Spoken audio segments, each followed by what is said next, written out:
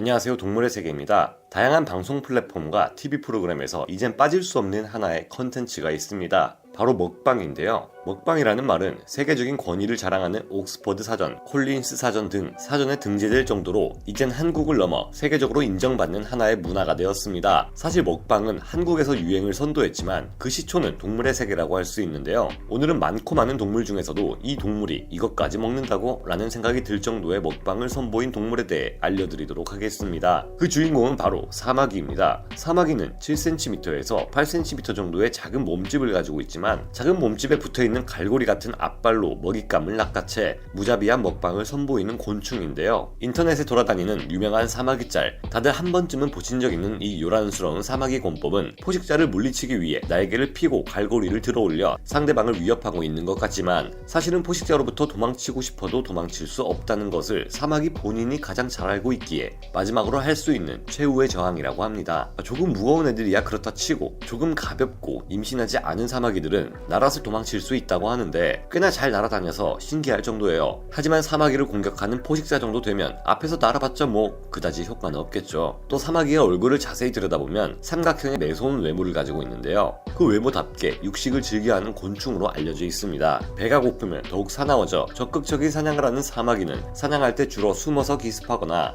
움직이지 않고 가만히 멈춘 뒤 먹잇감이 방심하는 틈을 타 갑자기 공격하는 식으로 먹잇감을 사냥합니다. 심지어 사냥 실력마저 우수한 이들이 앞발을 뻗어 먹잇감을 낚아채는데 걸리는 시간은 단 0.25초밖에 걸리지 않는다고 합니다. 먹잇감을 사냥할 때 성공률을 극한으로 끌어올리기 위해서 먹잇감이 도망가려고 발버둥 치면 순간적으로 앞다리를 뻗는 방향을 어느 정도 조절할 수 있다고 하는데요. 인간도 펀치를 날리면서 순간적으로 타겟팅 부위를 변경하기 힘든데 이런 사마귀의 사냥 실력을 보면 감탄이 나올 정도입니다. 장수말벌, 여치, 물장군과 같이 사마귀의 결박을 풀어버린다거나 사슴벌레, 장수풍뎅이, 하늘소, 바구미처럼 단단한 갑옷을 두르고 있는 곤충들을 제외하고는 웬만한 곤충들을 가리지 않고 먹어치우는 사마귀. 하지만 이 정도의 먹방으로는 오늘의 주인공이 될 수는 없었을 텐데요. 사마귀의 놀라운 먹방, 그 첫 번째 먹잇감은 바로 벌새였습니다. 생물 역사상 가장 작은 수강류답게 벌새는 몸 길이 6.5cm에서 21.5cm까지 다양하게 자라는데요. 하지만 아무리 작다 하더라도 뛰어난 비행 능력과 1초에 19번에서 90번의 날개짓을 하는 벌새가 사마귀에게 사냥당한다는 게 말이 되나 싶지만 이는 실제로 일어나고야 맙니다. 상상을 초월하는 날개짓은 벌새의 무기 중 하나지만 사마귀의 앞발에 걸리는 순간 무용지물이 되고 말았는데요. 톱니 같은 앞발을 뻗어 벌새를 낚아챈 사마귀는 벌새의 날개짓에 영향받지 않을 자세로 고쳐잡습니다. 그리고는 벌새의 가장 부드러운 살을 공략하기 시작하는데요. 그곳은 바로 목덜미. 사마귀는 잘 발달된 큰 턱을 이용해 벌새의 부드러운 살과 근육을 끊어내기 시작합니다. 벌새 역시 사마귀의 앞발에서 벗어나기 위해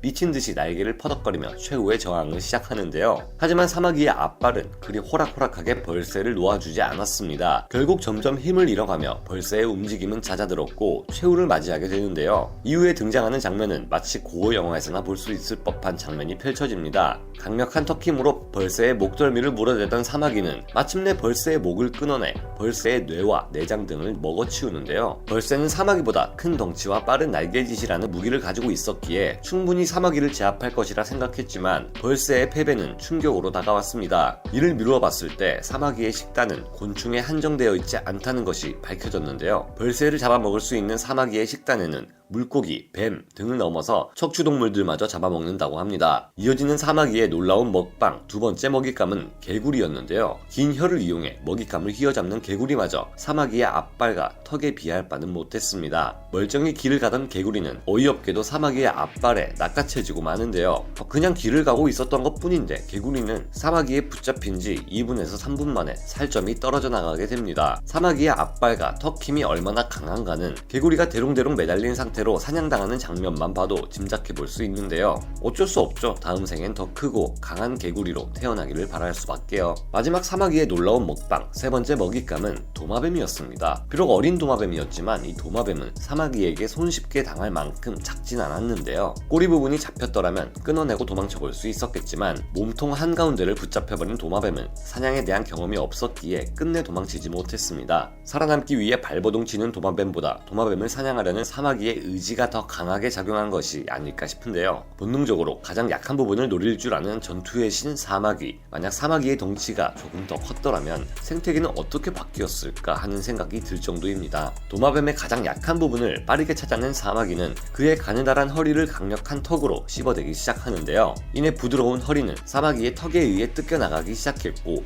사마귀는 도마뱀의 끊어진 허리 부분을 시작으로 포식해 나가기 시작합니다. 이렇듯 예상 외의 대상을 먹잇감으로 삼은 사마귀는 연구 대상으로서 충분했고, 2017년 바젤 대학은 사마귀의 습성에 관한 연구 내용을 발표했는데요. 사마귀의 식성에 대해 관찰한 이들은 놀랍게도 사마귀는 최소 12종의 작은 새를 사냥해서 먹으며 먹잇감이 된 새의 종류만 무려 24종이나 되었다고 합니다. 그중 사마귀의 먹잇감이 된 새의 70%는 벌새였다고 하는데요. 심지어 미국에 서식하는 사마귀들은 벌새를 위해 걸어둔 먹이통이나 벌새들의 주요 먹이가 되는 꽃술 근처에서 매복하고 있다가 이들을 낚아채 사냥한다고 합니다. 이들이 이렇게까지나 치밀하게 벌새를 사냥하는 이유는 바로 벌새의 뇌 때문이라고 하는데요. 사마귀들 사이에서는 이 벌새를 잡아먹기 위한 매뉴얼마저 그들끼리 전해지고 있다고 연구자들은 추측하고 있습니다. 벌새가 왜 하필 사마귀들의 맛집이 된 것인지 이것은 조금 더 연구가 진행되어야 하는 부분인데요. 단순히 맛 때문일 수도 있지만 벌새의 뇌가 사마귀의 성장과 번식에 이로움을 주는 어떠한 성분이 있기에 이런 결과를 보이는 걸 수도 있습니다. 또 사마귀는 너무나 잘 알려져 있는 동족 포식의 한 예입니다. 암컷과 수컷이 짝짓기를 하는 동안 암컷이 수컷을 먹어치운다는 이야기는 이미 유명한 이야기인데요. 짝짓기를 시작한 암컷 사마귀 중 28%가 수컷의 머리통을 끊어내 포식한다고 합니다. 암컷이 이런 행동을 보이는 이유는 수컷의 몸 안에 있는 아미노산 성분이 암컷의 산란을 활성화시켜 알을 2배 가까이 늘려주기 때문인데요. 길어야 한 해를 사는 목숨이기에 자신의 유전자를 이 세상에 남기기 위해 장렬히 희생하는 사마귀의 모습이 굉장히 인상 깊게 남습니다. 단 자신을 희생하지 않고 살아남아 더 많은 암컷들과 짝짓기를 하고 다닐 경우 더 많은 자손을 남길 수 있다는 것은 거미들도 알고 있는데 사마귀는 이를 모르고 있는 것 같아서 안타깝긴 하네요. 조금은 혐오스러운 생김새와 비교적 큰 덩치로 상대적 혐오감을 불러일으키지만 사마귀는 사람의 접근을 두려워하지 않고 해충을 잡아먹는 대단히 귀중한 익충이라고 하니 조금은 놀랍습니다. 역시 외적인 미적 기준으로 무언가를 판단하는 건 잘못된 것이겠죠. 가을이 다가오면서 점점 활동을 늘려가는 사마귀들은 점점 도심에서 모습을 감춰 이젠 잘 찾아보기 힘든 곤충이 되었는데요. 사마귀뿐만 아니라 요즘은 곤충을 보기 많이 힘든 사이가 된 것 같아서 조금 안타깝습니다. 메뚜기, 여치, 잠자리는 물론